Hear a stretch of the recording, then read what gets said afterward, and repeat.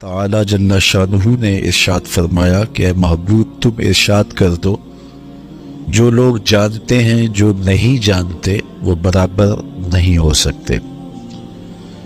تو اس آیت کریمہ میں اہل علم کی فضیلت کو بیان کیا گیا ہے۔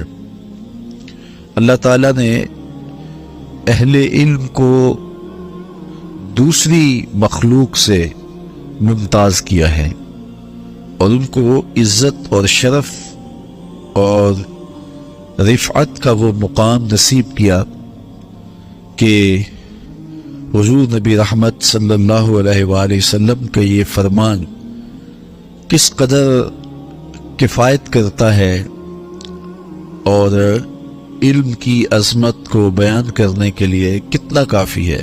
لیلۃ البدر علی سائر الکواکب، فرمایا عالم کی فضیلت عابد پر، تہجد گزار پر، شب زندہ دار پر اس طرح ہے جس طرح تم میں سے ایک، جس طرح 14ویں رات کے چمکتے ہوئے چاند کی فضیلت ستاروں پہ ہوتی ہے۔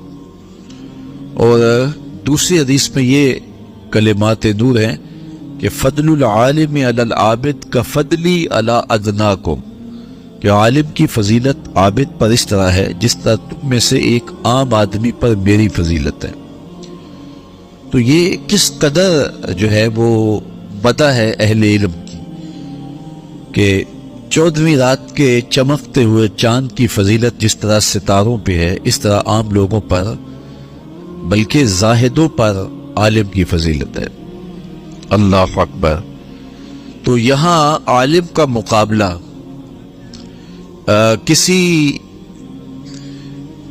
دنیا کے ایسے شخص سے نہیں کیا گیا کہ جن کو لوگ حقیر سمجھتے ہیں، بلکہ عالم کا مقابلہ کیا گیا ہے شب زندہ دار سے، تہجد گزار سے، متقی اور پرہیزگار شخص سے عالم کا موازنہ کیا گیا۔ تو شب زندہ دار شخص، عابد، تہجد گزار، اعمال صالحہ بجا لانے والا، لیکن اس کے پاس علم کا نور نہیں ہے، اور دوسری جانب ایک عالم ہے اس کے پاس چراغ علم موجود ہے۔ تو اس سے اتنا فرق ہو گیا کہ فرمایا کہ عالم کی فضیلت عابد پر اس طرح ہے جس طرح 14ویں رات کے چمکتے ہوئے چاند کی فضیلت ستاروں میں ہے۔ اور اگر آپ مجھے پوچھیں اسلام کا دوسرا نام کیا ہے تو اسلام کا دوسرا نام دین علم ہے۔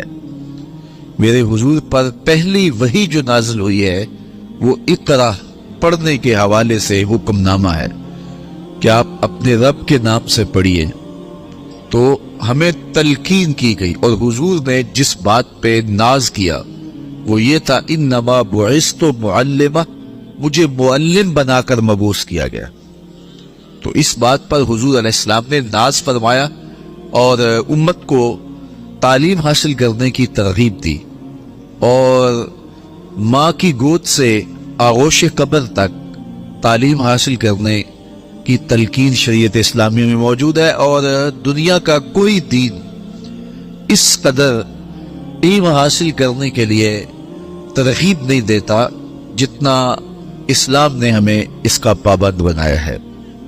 اور عملی مظاہرہ بھی حضور علیہ السلام کی شریعت میں اس کا موجود ہے کہ جو عالم ہے اس کو ترجیح ہے باقی اس کے دوسرے مشارکات سے اور دوسری مخلوقات سے، حتیٰ کہ حضرت انسان کو جب شرف دیا گیا، فرشتوں پر تفوق دیا گیا، تو اس تفوق اور شرف کا سبب بھی علم ہے۔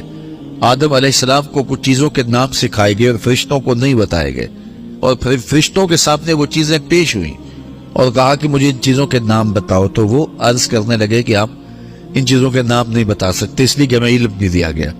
تو پھر آدم علیہ السلام سے کہا کہ اے آدم تم ان چیزوں کے نام بتاؤ، تو وہ سکھائے گئے تھے تو انہوں نے ایک ایک چیز کا نام بتا دیا۔ تو تب اللہ تعالیٰ نے فرشتوں سے کہا کہ میرے اس شاہکار کو تم سجدہ کرو، تو فرشتوں کی پیشانی حضرت آدم علیہ السلام کے سامنے جھک گئی۔ تو فرشتوں کی پیشانیوں کے جھکنے کا سبب اور ان کا سجدہ ریز ہونا کس وجہ سے تھا؟ حضرت انسان کا شرف، اس کی عظمت کس چیز سے ظہور پذیر ہوئی؟ وہ حضرت آدم علیہ السلام کا ان اسما کو جاننا تھا جن اسما کو فرشتے نہیں جانتے تھے.